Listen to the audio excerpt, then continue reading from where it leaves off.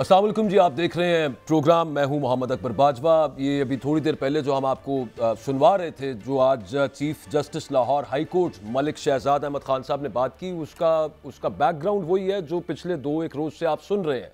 सरगोदा के एक ATC sessions district and sessions जज मोहम्मद अब्बास साहब ने जो ख़त लिखा था लाहौर हाई कोर्ट रजिस्ट्रार के नाम, जिसमें ये इल्ज़ामात लगाए गए कि उन्हें धमकाया जा रहा है, उनकी अदालत के बाहर ट्रांसफार्मर पर फायरिंग की गई, उसके अलावा उनके घर के बाहर जो कि सरकारी रिहाइश का है वहाँ पर जो गैस का मीटर था वो तोड़ा गया, उनके रिश्तेदारों से उनके बारे में पूछगछ की जा रही थी। फिर उसके अलावा वापडा के साथ ये उनका कहना था कि यूँ लगता है कि एक इदारे ने मिल के वापडा की कनाइवेंस के साथ एक बहुत बड़ा बिल भेज दिया। ये तमाम मामला थे, उनके ऊपर शो मोटो नोटिस हुआ। लाहौर हाई कोर्ट में कल उसकी समाअत भी थी। IG साहब ने वहाँ पर कहा कि जो जज साहब को थ्रेट्स दिए गए हैं उन पर हम तहकीकात कर रहे हैं। आज रावलपिंडी के अंदर एक तकरीब के दौरान जो chief justice Lahore high court, जो कि आज बाय द वे एलिवेट होकर अब सुप्रीम कोर्ट चले जाएंगे, उन्होंने ये फरमाया कि मुझे बहुत से और जजेस के भी फोन्स आए हैं।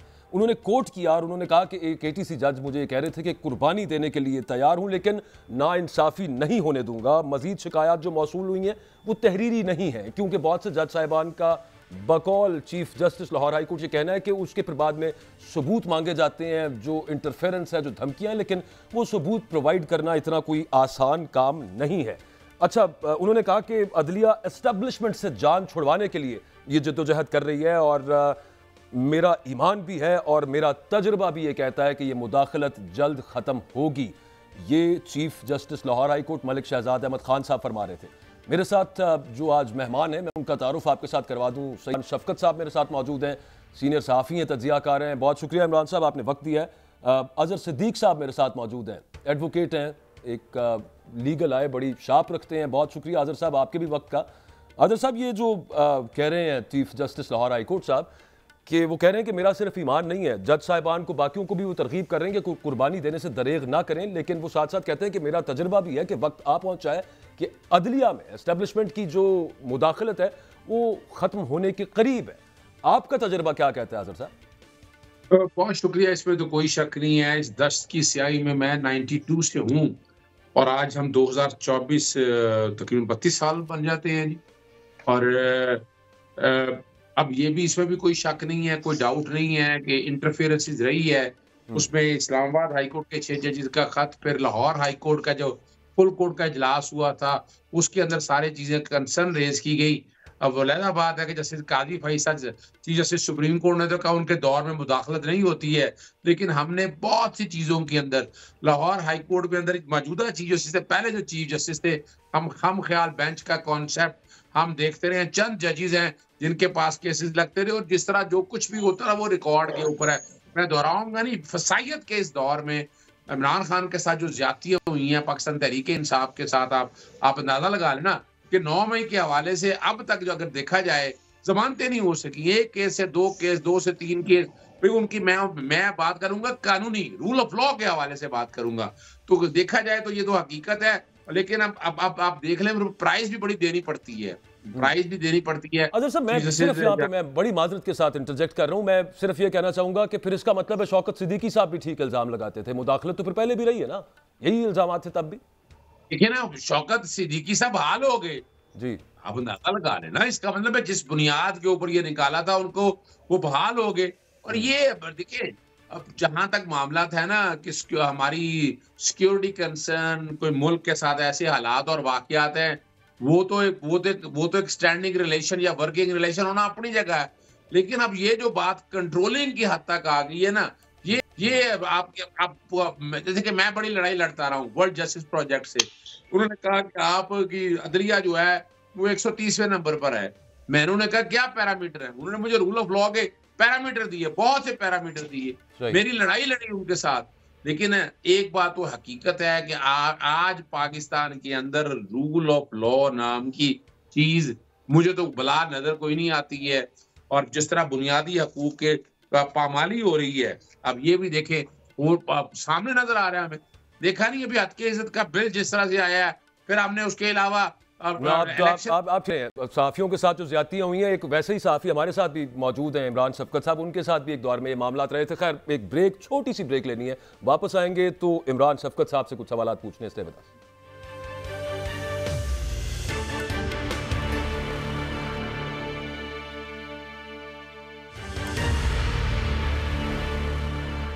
वेलकम बैक जी। अदलिया में मुदाखलत के इल्ज़ामात हैं और बहुत सारे इल्ज़ामात हैं। मतलब वो 6 जजेस के ख़त से मामला शुरू हुआ और उसके बाद अब वो थमने का नाम नहीं ले रहा। उस वक्त कुछ यूँ लगता था कि शायद मामला को कुछ थोड़ा सा रुकेंगे मामला, लेकिन वो ज़्यादा होते नज़र आ रहे हैं।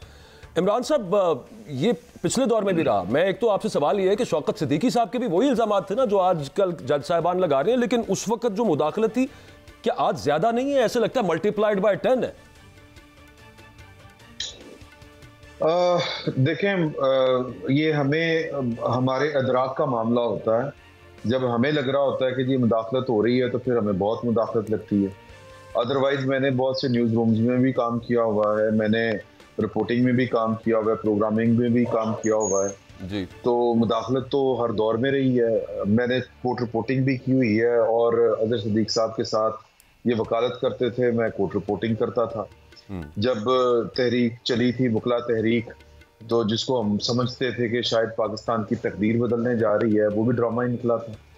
और यानी हमें जब लम्हा मौजूद में ये महसूस हो रहा होता है कि शायद आइन और कानून की कोई जंग लड़ी जा रही है, लेकिन हकीकत में जब वक्त गुजरता है और जब धूल बैठती है तो फिर पता चलता है कि ये कोई पर्सनल स्कोर सेट हो रहे थे, कोई जाती किस्म की कुछ मामला थे, जाती मफादात थे।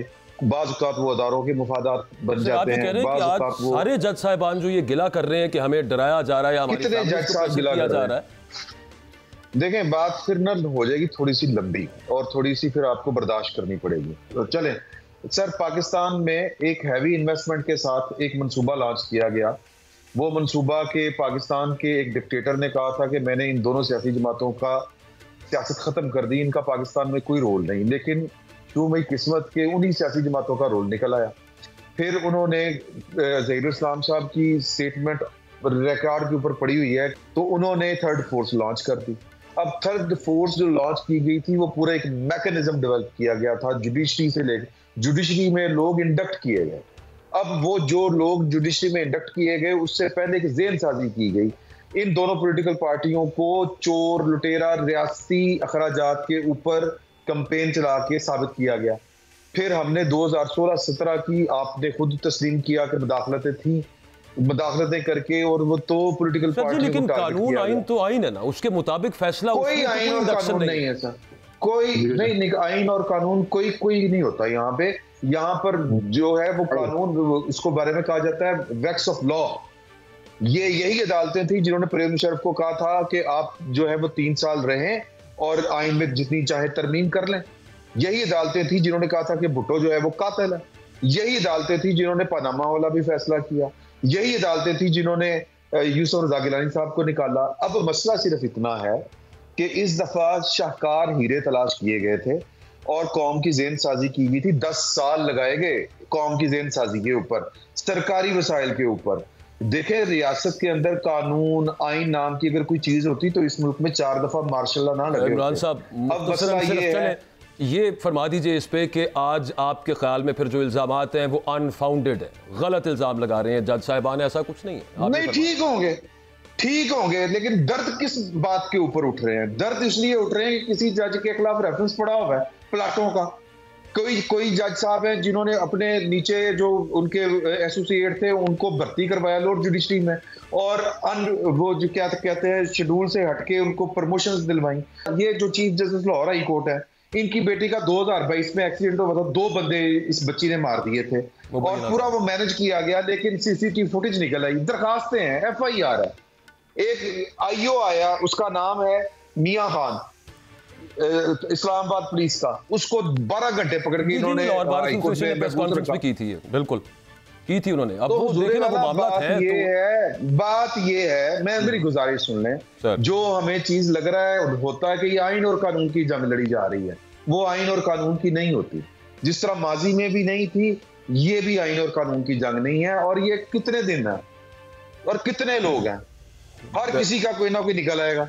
सर सवाल तो वो है ना, जिसका कोई है उसके मुताबिक होना चाहिए, लेकिन आप खुद कह रहे हैं कि इनके जो एतराजात हैं या जो एप्रीहेंशंस हैं वो दुरुस्त हो भी तो सकती हैं और हैं भी ना कई जगह पे, अगर किसी को प्रेशराइज किया जा रहा है। कहाँ पे हैं, कहाँ पे? मिसाल के तौर पे कहाँ पे? मिसाल के तौर पे सर वो जो सरगोदा से एटीसी जज साहब ने जो लिखा है और जो इल्जामात वो कह रहे हैं कि मुझे किस किस तरह से प्रेशराइज किया गया है, तफ्तीश और वो आपको पता है मामला क्या है, वो नॉर्मल के केसेस में जमानतों का मसला। गुजारिश ये है, देखें बात ये है कि कुछ बातें इस तरह की हैं कि जो हम और आप इसलिए नहीं करते कि मुआशरे का हुस्न खराब ना हो।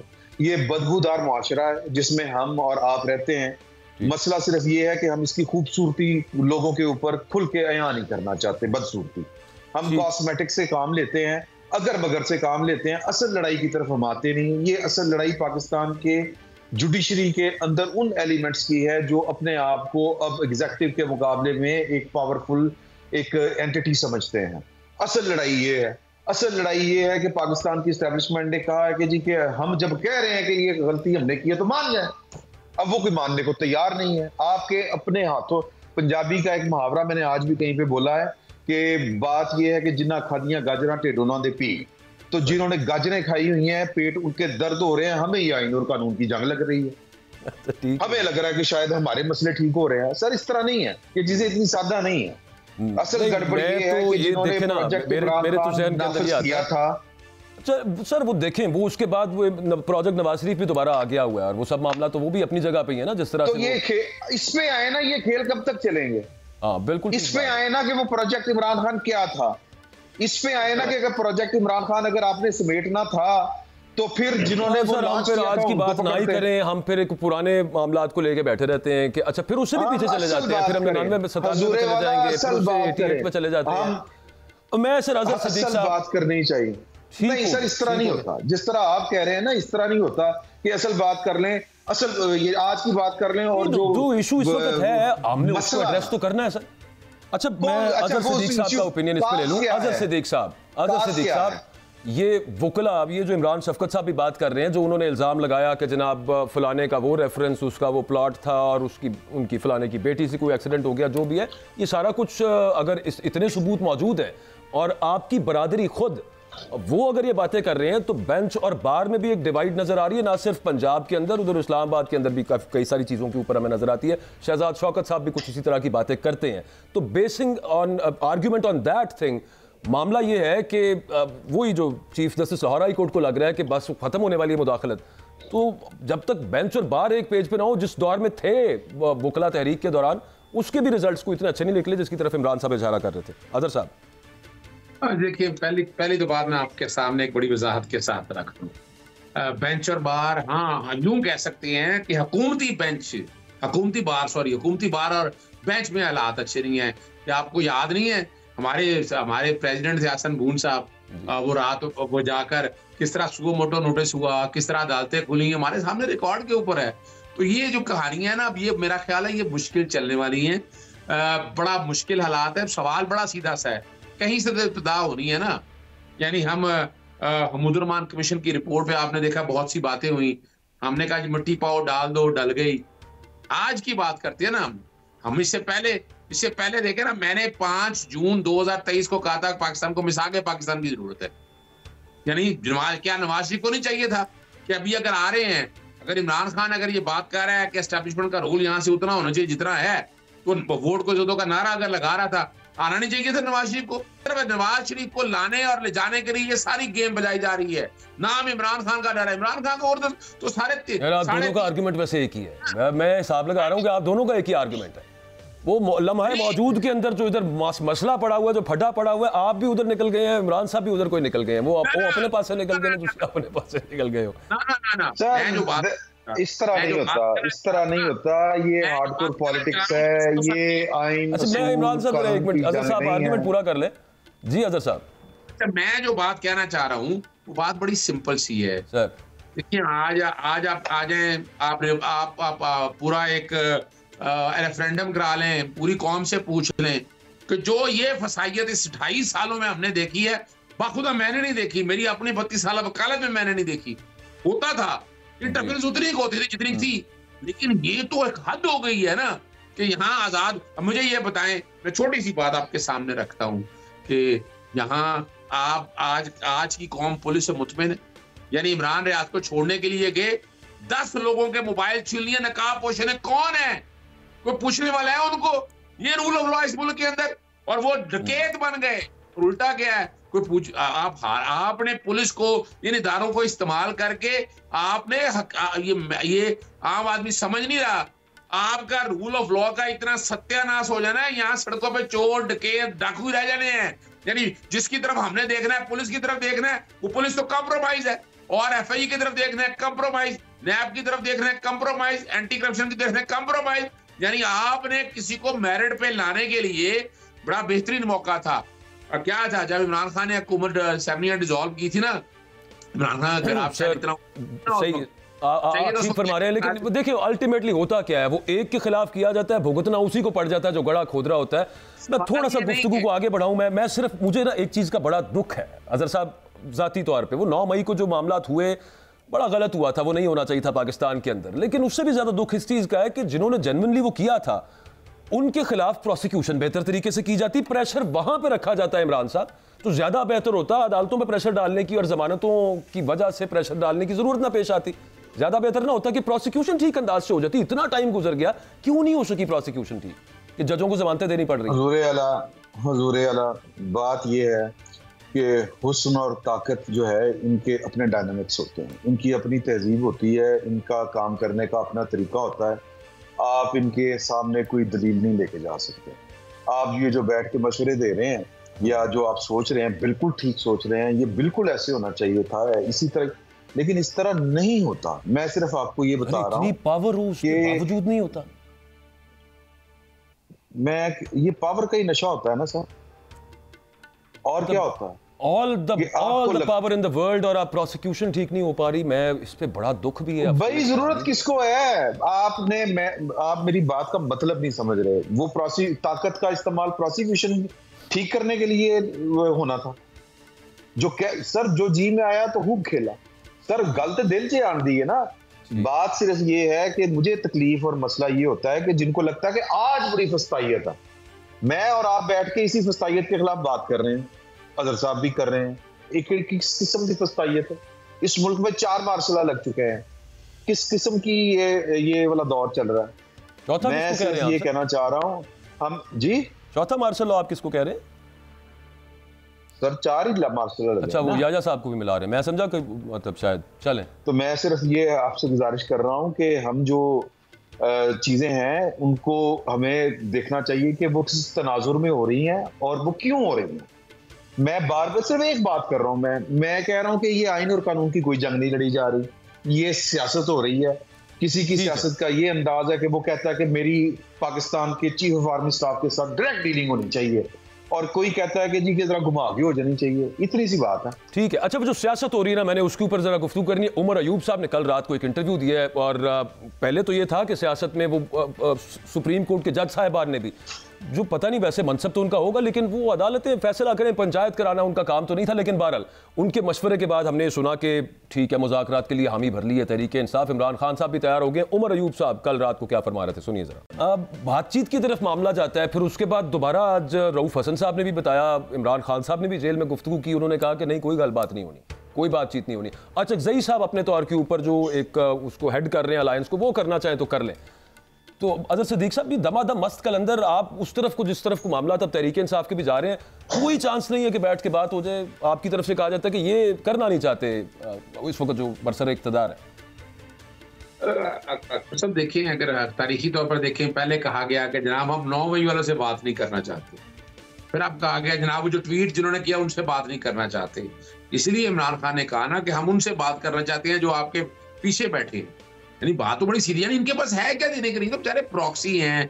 यानी आप अंदाजा लगाया, हुकूमत मोहसिन नकवी चला रहा है, ये औरंगजेब साहब वजीरे खजाना चला रहे हैं, अपना काकड़ साहब चला रहे हैं, सरफराज बुख्ती साहब चला रहे हैं। देखा नहीं आपने, इंग्लैंड भी वो इकट्ठे गए, हर जगह उनका आना जाना रहा। तो हम तो बात तो समझ आ रही है ना कि असूली तौर के ऊपर, जैसे मैंने आपके सामने कहा था, बाद में आज फिर दोहरा देता हूँ उस बात को कि ये तो पहला कदम इमरान खान ने नहीं उठाना, पहला कदम इन्होंने उठाना है कि हमने सारे तोड़ दिए। इमरान खान ने चले गलती करनी थी कर ली, सारे तोड़ दिए हैं, बैसाखियां तोड़ दी हैं, हम आपके पास आए हम मिसाके जमहूरियत के बजाय मिसाके पाकिस्तान करते हैं। वो मिसाके जमहूरियत भी ड्रामा ही किया था उन्होंने कोई मिसाक जमहूरियत की किसी शिक पे आज तक अमल दरामद करने की कोशिश की उन्होंने?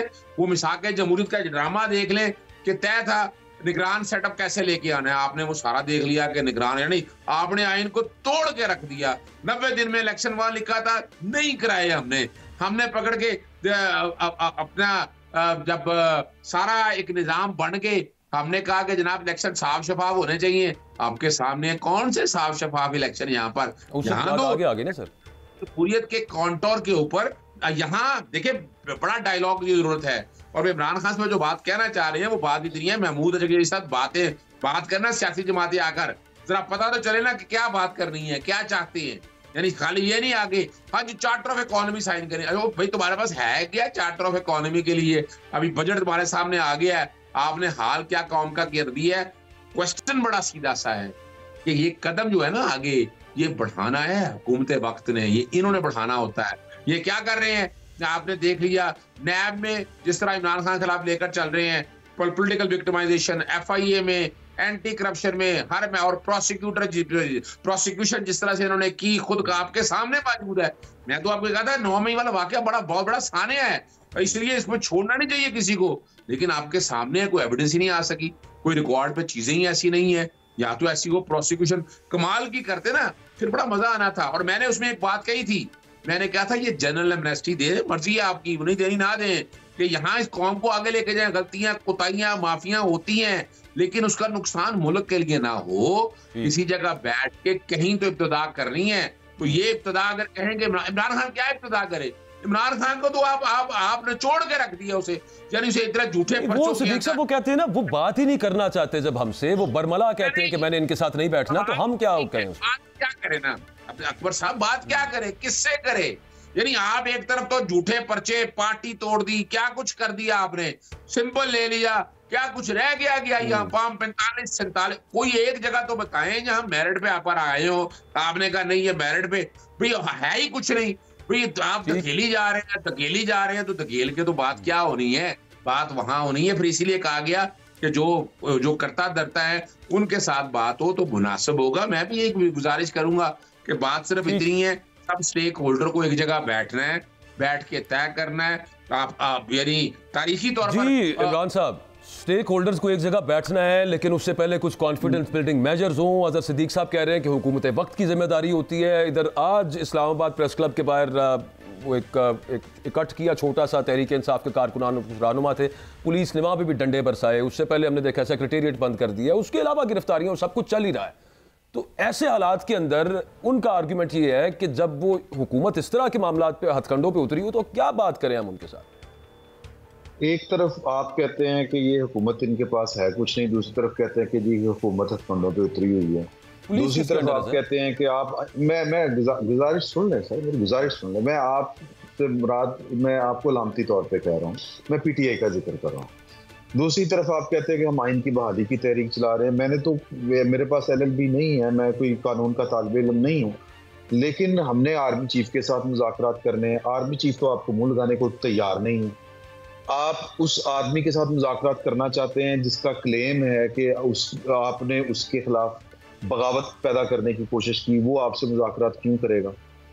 अच्छा, अब आप समझते हैं कि जी कि आप इनके साथ मुज़ाकरात नहीं करना चाहते, ये तो हुकूमत ही नहीं है, इनके हाथ बस में कुछ नहीं है, फिर किनसे करना चाहते हैं? वो तो आपको मुंह लगाने को तैयार नहीं है। सर मैं तो वही कह रहा हूँ ना, हमारे पास पाकिस्तान तहरीक इंसाफ बैठा नहीं हुआ, उस बारे में हम नहीं जाते, हम हुकूमत की बात करते हैं ना। हुकूमत कुछ तो नहीं, बड़ा क्लियर कट है जी, बड़ा देखें हम और आप तो कम से कम जर्नलिस्ट है ना, तो बड़ा क्लियर कट है कि उन्होंने इनकार किया, आरिफ हबीब को इनकार किया, सदर आरिफ अलवी को इनकार किया, आर्मी चीफ ने किया, मैंने नहीं किया। ये आरिफ अलवी साहब ने एक मौके के ऊपर आपको और मुझे, हम दोनों वहां पर थे जहां पर ये उन्होंने बात कही, आरिफ हबीब साहब ने ये बात वजीर आजम की मौजूदगी में कही। तो बात यह है कि वो तो मुंह लगाने के लिए तैयार नहीं है। हुजूर आला वो क्यों कहेंगे? मैं सिर्फ ये कहना चाह रहा हूँ कि रास्ता निकालना है सियासतदान ने, और वो सियासतदान जिसको रास्ते की जरूरत है वो है इमरान खान साहब।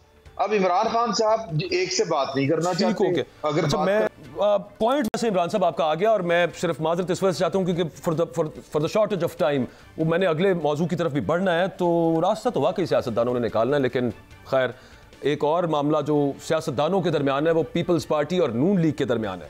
और उसकी असल वजह क्या है, पीछे मामला क्या है, मरीम नवाज साहिबा से शिकवे शिकायतें पीपल्स पार्टी को क्या है। हसन मुर्तज़ा साहब हमारे साथ एक ब्रेक के बाद पाकिस्तान पीपल्स पार्टी के रहनुमा मौजूद होंगे, उनसे कुछ बातचीत करेंगे। मीनवाइल इमरान साहब और अजहर साहब, थैंक यू वेरी मच आप दोनों का। Take a break.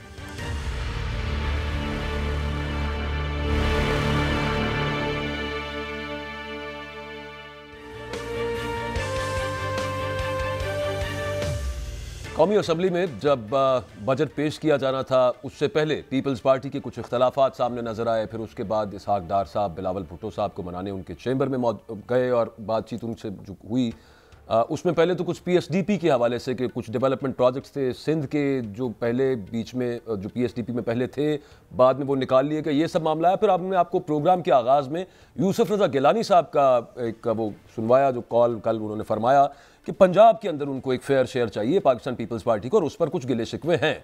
लेकिन क्या गिले शिकवे इतने ज़्यादा हैं कि आगे जो मनी बिल पेश किया जाएगा उस पर वोटिंग होगी तो पीपल्स पार्टी वोटिंग ना करे?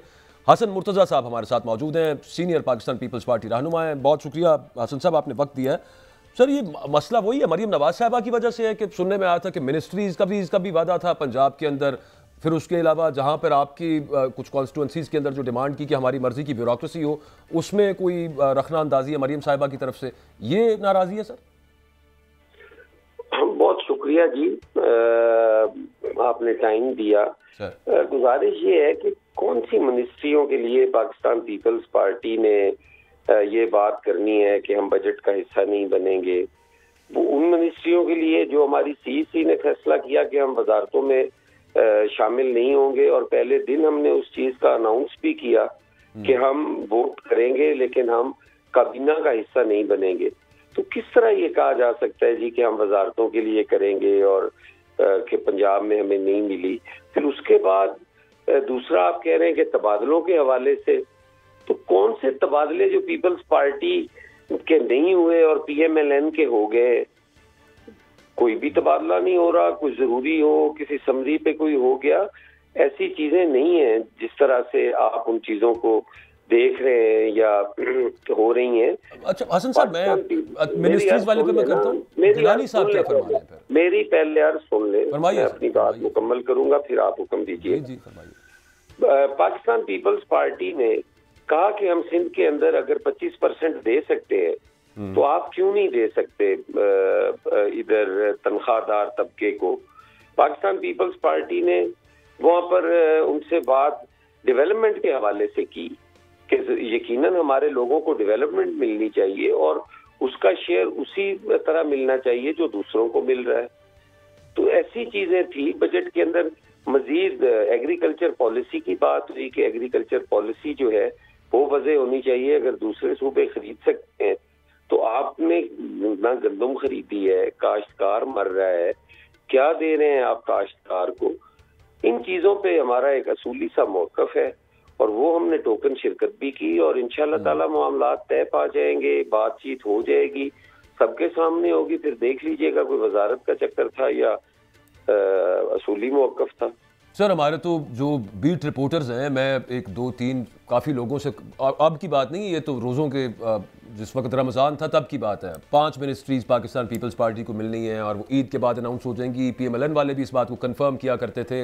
लेकिन मेरा सवाल वहाँ पे है कि फिर यूसुफ रज़ा गिलानी साहब जो बात कर रहे हैं पंजाब में शेयर की, वो सिर्फ इसी चीज़ से रिलेटेड है कि वो यहाँ पे आपके जो एमपीए या एमएनए होंगे उनको डेवलपमेंट फंड उस हिसाब से दिए जाएं जिस हिसाब से पीएमएलएन वालों को दिए जा रहे हैं, या किसानों के हवाले से बात कर रहे हैं और दूसरी कोई बात नहीं कर रहे? देखिए, यूसुफ रज़ा गिलानी साहब का बयान तो सियाको सबाक के साथ देखना पड़ता है। यूसुफ रज़ा गिलानी साहब ने कोई इस किस्म की बात हरगिज नहीं की कि ये हो जाएगा और वो हो जाएगा और हम बजट का हिस्सा नहीं बनेंगे अगर हमें वजारतें ना मिली। नहीं, वो तो उन्होंने इस सवाल के जवाब में एक बात कही, तो इसमें तो मेरा ख्याल है कोई दो राय नहीं। और पाकिस्तान पीपल्स पार्टी का बड़ा क्लियर मौकफ है कि हम जब भी जाएंगे हुकूमत में या नहीं जाएंगे वो सीईसी के फैसले के मुताबिक होगा। उसमें कोई ऐसी चीज नहीं है जो किसी वक्त भी किसी के लिए अवहाम या परेशानी या खबर बनने की सूरत हो। और वो ट्रांसफर के हवाले से नहीं मैं कह रहा, मैं सिर्फ ये कह रहा हूँ कि मर्जी की ब्यूरोक्रेसी, ये गिला परवेज इलाही साहब को भी एक दौर में पाकिस्तान तहरीक इंसाफ से रहा, जब वो तहरीक इंसाफ का हिस्सा नहीं होते थे, एक अलग पार्टी होती थी, और तमाम जमातें वो अपनी मर्जी का, और ये पुराना एक मामला चलता है, वो चाहते हैं कि यार हमारे जो कॉन्स्टिट्यूंसीज हैं वहाँ पे हमारी मर्जी की ब्यूरोक्रेसी डीसी और डीपीओ हो। ये पंजाब में गिला नहीं है पीपल्स पार्टी को? पीपल्स पार्टी ब्यूरोक्रेसी के सर पे हुकूमत नहीं करती। आप देख लें जहां जहां पीपल्स पार्टी की और जब जब पीपल्स पार्टी की हुकूमत होती है उसके अवामी नुमाइंदे जो हैं वो मजबूत होते हैं। वहां पे ब्यूरोक्रेसी जो है वो नहीं होती कि एक एमपीए या एक एमएनए बैठा हो और सामने डीसी जो है वो उसकी मिन्नतें कर रहा हो या एसपी की मिन्नतें कर रहा हो। ये मिजाज पीपल्स पार्टी का नहीं है किसी जगह पे भी। पाकिस्तान पीपल्स पार्टी के अवामी नुमाइंदे मजबूत होते हैं और हमारी ख्वाहिश है कि पंजाब के अंदर हमारे जो लोग हैं वो मजबूत हों, वो लोगों की खिदमत कर सकें। वो सिर्फ वोट करने के लिए असेंबली नहीं जाते। नहीं, लेकिन हसन साहब बहुत सारे एडमिनिस्ट्रेटिव काम करने तो बहरहाल ब्यूरोक्रेसी नहीं होने होते ना। तो खैर टाइम विल टेल, वो आगे मामला ज़्यादा क्लैरिटी आ जाएगी उनके अंदर। बहुत शुक्रिया, आपने अपना कीमत में दिया। प्रोग्राम का वक्त ख़त्म हो गया। कल इंशाल्लाह सेम टाइम आपसे मिलेंगे। अल्लाह हाफ़िज़।